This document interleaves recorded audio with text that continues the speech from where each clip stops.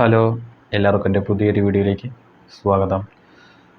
ഞാനിപ്പോൾ പറയാൻ പോകുന്നത്, ഇപ്പോൾ നമ്മളോട് പണ്ടിപ്പോൾ ആരാണ് ഏറ്റവും ബെസ്റ്റായിട്ടുള്ള, ഇപ്പോഴാണെങ്കിലും ആരാണ് ക്രിക്കറ്റിൽ ഏറ്റവും ബെസ്റ്റായിട്ടുള്ള ക്യാപ്റ്റൻ എന്ന് ചോദിച്ചാൽ നമ്മൾ പറയും ധോണിയാണ്.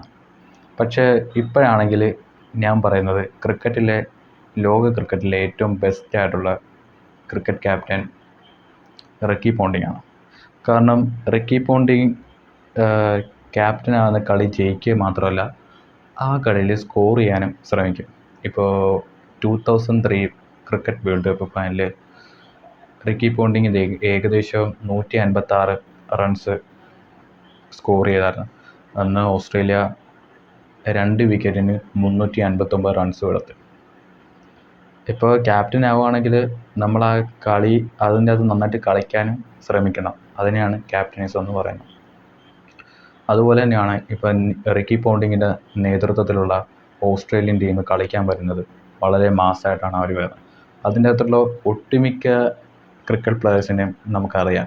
റിക്കി പോണ്ടിങ്ങിനെയും, ഷെയ്ൻ വാൺസിനെയും, മാത്യു ഹെഡനെയും, ബ്രെറ്റ് ലീയെയും, മൈക്ക് ലസി, അങ്ങനെ ഒട്ടുമിക്ക ഓസ്ട്രേലിയൻ പ്ലെയേഴ്സിനെ നമുക്കറിയാം. അവർ വരുന്നത് വളരെ മാസ്സായിട്ടാണ്. അവർ വരുമ്പോൾ നമുക്കൊരു ഒരു പ്രതീക്ഷയുണ്ട്, ചിലപ്പോൾ ഇവർ ജയിക്കാനായിരിക്കും സാധ്യത. ഞാനിപ്പോൾ ഇങ്ങനെ പറയാൻ കാരണം, ഞാനിപ്പോൾ യൂട്യൂബിൽ 2011 ക്രിക്കറ്റ് വേൾഡ് കപ്പിൻ്റെ ഫൈനൽ ഹൈലൈറ്റ്സ് കണ്ടായിരുന്നു.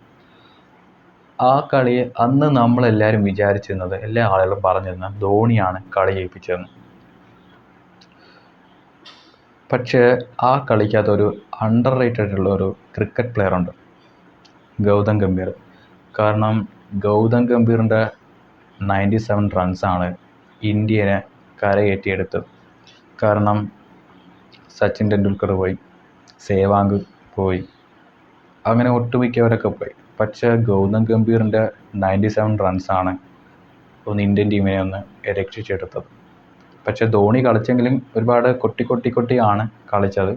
ഒരുവിധം ധോണി 91 റൺസ് വരെ എത്തി. അവസാനം കളി ജയിപ്പിച്ചു, ലാസ്റ്റ് 6 അടിച്ച് ജയിപ്പിച്ചു. പക്ഷേ ആ കളി ജയിപ്പിക്കാൻ കാരണക്കാരൻ ഗൗതം ഗംഭീറാണ്. പക്ഷേ എനിക്ക് തോന്നുന്നു ആ ഗൗതം ഗംഭീറിനെ അന്ന് കിട്ടേണ്ട പോലത്തുള്ള പാരിതോഷികമോ അല്ലെങ്കിൽ ഇതൊന്നും എനിക്ക് കിട്ടിയിട്ടില്ലെന്നാണ് എനിക്ക് തോന്നുന്നത്. പക്ഷേ എല്ലാ ആളുകളും ഞാൻ പോലും ധോണിയാണ് കളി ജയിപ്പിച്ചതെന്ന് വിചാരിച്ചത്. അങ്ങനെയാണ് ഇപ്പോൾ സ്പോർട്സിലാണെങ്കിലും ബിസിനസ്സിലാണെങ്കിലും അണ്ടർ റേറ്റഡ് ആയിട്ടുള്ള, ആരും അറിയാത്ത ഒരുപാട് മിടുക്കന്മാരുണ്ട്. അവർക്ക് കിട്ടേണ്ട പാരിതോഷികങ്ങളോ അല്ലെങ്കിൽ ഇതൊന്നും അവർക്ക് കിട്ടാറില്ല. കിട്ടേണ്ട പാരിതോഷികങ്ങളും അല്ലെങ്കിൽ പരിഗണനകളൊന്നും അവർക്ക് കിട്ടാറില്ല. അങ്ങനെയാണ് കാര്യങ്ങളൊക്കെ. അപ്പോൾ നിങ്ങൾക്ക് എൻ്റെ ഈ കുഞ്ഞു വീഡിയോ ഇഷ്ടപ്പെട്ടെന്ന് ഞാൻ വിശ്വസിക്കുന്നു.